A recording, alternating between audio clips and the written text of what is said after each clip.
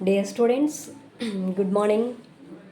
చాలా హరీబెరీగా అందరూ 10th ఎగ్జామ్స్కి రెడీ అయిపోతున్నారు, చాలా టెన్షన్తో. అంతేకాకుండా ఎలా రాస్తున్నామో ఏమో, రేపు రిజల్ట్ ఎలా వస్తుందో అన్న అపోహ ఏమాత్రం వద్దు. మీరు హార్డ్ వర్క్ చేస్తున్నారు, కష్టాన్ని మాత్రమే నమ్ముకోండి, ఫలితాన్ని భగవంతుడికి వదిలేసేయండి. టెన్షన్ వద్దు, మనసు ప్రశాంతంగా ఎగ్జామ్ రాసి మంచి మార్క్స్తో పాస్ అవుతారని మనస్ఫూర్తిగా కోరుకుంటున్నాను. మరొకసారి ఆల్ ద బెస్ట్. సో మీ అందరికీ ఒక మెసేజ్ని ఇవ్వాలనుకుంటున్నాను. ఈ మధ్య విజయనగరం జిల్లాలో జరిగిన వంటి ఒక సంఘటన, ప్రథమ ఉపాధ్యాయుడు గౌరవనీయులు హెడ్ మాస్టర్ గారు పిల్లల ముందు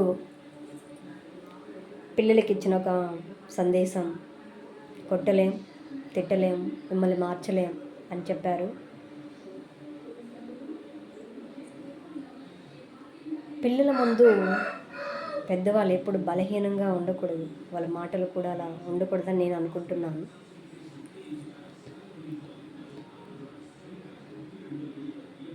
స్టూడెంట్స్, మీ అందరికీ మీ ఆర్థిక పరిస్థితులు ఏంటో తెలుసు. మీ ఆర్థిక పరిస్థితులు మెరుగ్గా లేవు కారణం వల్లే మీరు ప్రభుత్వ పాఠశాలలో చదువుతున్నారు.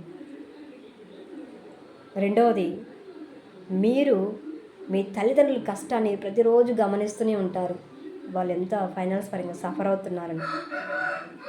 చాలామంది పేరెంట్స్, మేము కష్టపడుతున్నాం, మా పిల్లలు హ్యాపీగా ఉండాలి, అందుకే చదివిస్తున్నాము, మేము చదువుకోలేదని చెప్తున్నారు. వాళ్ళ స్థితిని, పరిస్థితిని కూడా మీరు అర్థం చేసుకునే కెపాసిటీ మీకు లేదా? ఉపాధ్యాయులు చెప్పే పాఠాలను అర్థం చేసుకునే స్థితిలో మీరు లేరా? ఈరోజు ఉపాధ్యాయులు మిమ్మల్ని ఒక శిల్పిలాగా మార్చడానికి ప్రయత్నం చేస్తున్నారు.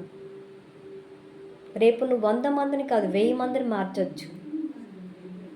ఈరోజు నువ్వు ఉపాధ్యాయులు చెప్పే పాఠాలు విని ఎంతో గొప్ప ఉన్నత స్థాయికి ఎదగడానికి ప్రయత్నం చేస్తున్నారు. రేపు నువ్వు 100 మంది కాదు, 1000 మందిని మార్చగల శక్తి నీలో ఉంటుంది. దానికి కారణం పునాది పాఠశాలే. పాఠశాల చెప్పే, నేర్చుకునే మంచి కావచ్చు, ఆ లెర్నింగ్ అనేది పాఠశాలలోనే జరుగుతుంది. రేపు నువ్వు 100 మందికి చేతులు కట్టుకొని నీ ముందు నిలబడుతున్నారంటే ఈరోజు నువ్వు వేసే అడిగే, నువ్వు నేర్చుకునే విద్య నిన్ను నిలబడుతుంది, నీకు సెల్యూట్ చేస్తుంది. ఫస్ట్ నువ్వు అర్థం చేసుకోవాల్సింది నీ కుటుంబ పరిస్థితి, ఆర్థిక స్తోమత.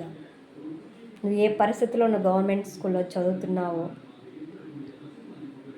పెద్దల పట్ల ఉన్న అంకిత భావం, గురువుల పట్ల ఉన్న ప్రేమ, అభిమానాలు, భక్తి,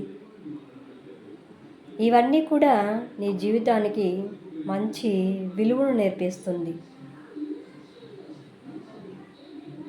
చాలామంది ఉన్నారు, మంచి తరగతి గదిలో 50 మంది విద్యార్థులు ఉన్నారంటే 50 మంది అల్లరి చేసే వాళ్ళే ఉండట్లేదు. అందులో 5 4 అల్లరి చేసేవాళ్ళు ఉంటారు. వాళ్ళు కూడా మార్చుకునే శక్తి ఉంది. ఫర్ ఎగ్జాంపుల్కి చిన్న కథ మీ అందరికీ తెలుసు. 2 రాళ్ళు ఉన్నాయి. ఆ రాళ్ళని శిల్పి మొదటగా వెళ్ళి అడుగుతాడనమాట. మొదట రాయి, నిన్ను ఇలా శిల్పిగా తయారు చేయాలనుకుంటున్నాను, మరి నువ్వు నాకు సహకరిస్తావని అడుగుతాడు. మొదటిదేమో సరే అని ఒప్పుకుంటుంది. తర్వాత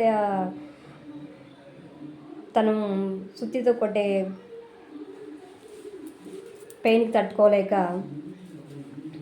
బాధపడుతూ, అయ్యో నేను తట్టుకోలేను, నాకు వద్దని చెప్పి వెనక్కి వచ్చేస్తుంది. రెండో రాయి దగ్గరికి వెళ్తాడు. రెండో రాయి దగ్గర నుంచి దాన్ని అడుగుతాడు.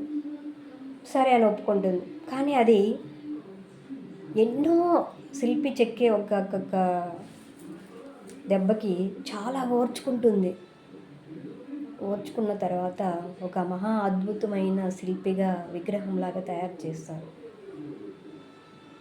ఆ తర్వాత అది పూజించబడుతుంది. మొదటిది దెబ్బలు తింటూనే ఉంటుంది జీవితాంతం. ఇది ఎందుకు చెప్తున్నానంటే, ప్రతిసారి మనం మన పరిస్థితుల్ని, ఎదుటివారిని అర్థం చేసుకుంటూ భవిష్యత్తులో మనం ఏం కావాలనుకుంటున్నామో అది మనమే నేర్చుకోవాలి. అలా చిన్నప్పుడు బాగా నేర్చుకొని బాధ్యత రహితంగా మెలిగిన వారికి భవిష్యత్తులో మంచి సక్సెస్ ఉంటుంది. మీ అందరికీ అంత నాలెడ్జ్ ఉంది, మీరేమంత బలహీనులేం కాదు. సో అర్థం చేసుకునేదానికి ప్రయత్నం చేసి గురువుల పట్ల అంకిత భావంతో ప్రతి ఒక్కరూ ఉంటారని మనస్ఫూర్తిగా కోరుకుంటున్నాను. మీకు నచ్చితే తప్పకుండా లైక్ చేయండి, షేర్ చేయండి. Thank you.